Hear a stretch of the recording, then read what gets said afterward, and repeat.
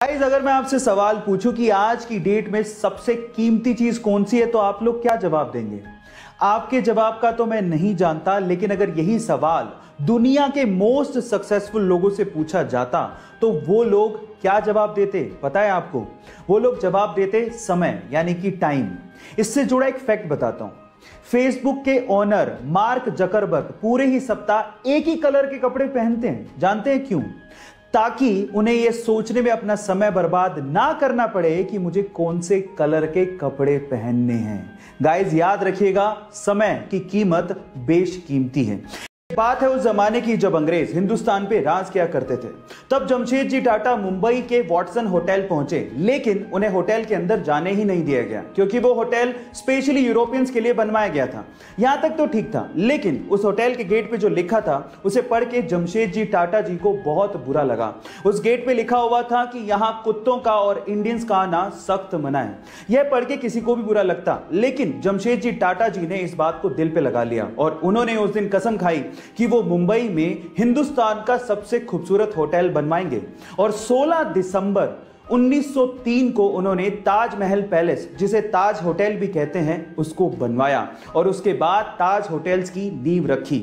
Guys, क्या ये fact इसके पहले तक आपको पता था? और अगर नहीं पता था तो चैट सेक्शन में जरूर लिखिएगा। जब कोई टीम पहले ही टेस्ट में मात्र 36 रन पे पूरी की पूरी ऑल आउट हो जाए तो उस टीम से तो आप क्या ही उम्मीद रखोगे।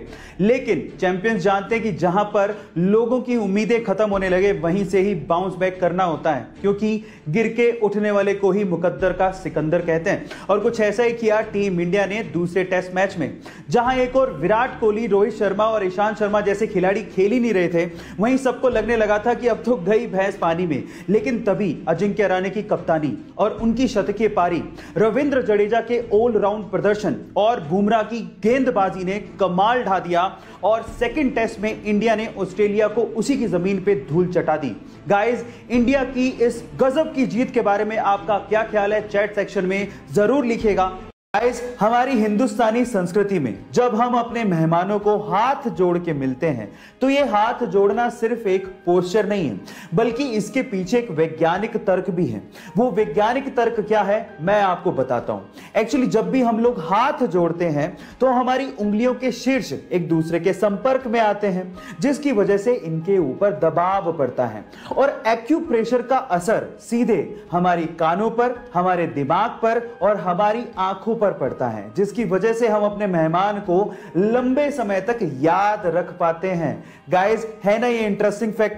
गाइस, ऐसा बहुत बार होता है जब हमें अपने कंप्यूटर या मोबाइल के अंदर पीडीएफ फाइल को इंटरनेट से डाउनलोड करना पड़ता है, लेकिन जो पीडीएफ फाइल आपने डाउनलोड की है उसके साथ वायरस भी तो हो सकता है, जो आपके कंप्यूटर या मोबाइल को इन्फेक्ट कर सकता है, खराब कर सकता है।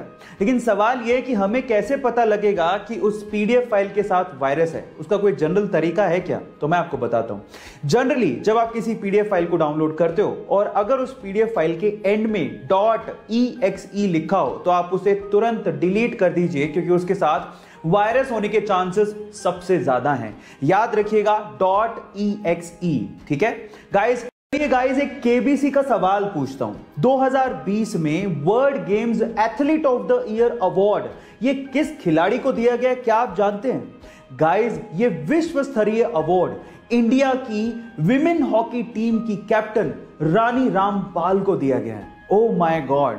और मैं आपकी जानकारी के लिए आपको बता दूं कि दुनिया की वो पहली ऐसी हॉकी खिलाड़ी हैं जिन्हें ये विश्व स्तरीय अवार्ड दिया गया है। गाइस, इसके अलावा इंडियन गवर्नमेंट ने हाल ही में उन्हें पद्मश्री से भी सम्मानित किया है।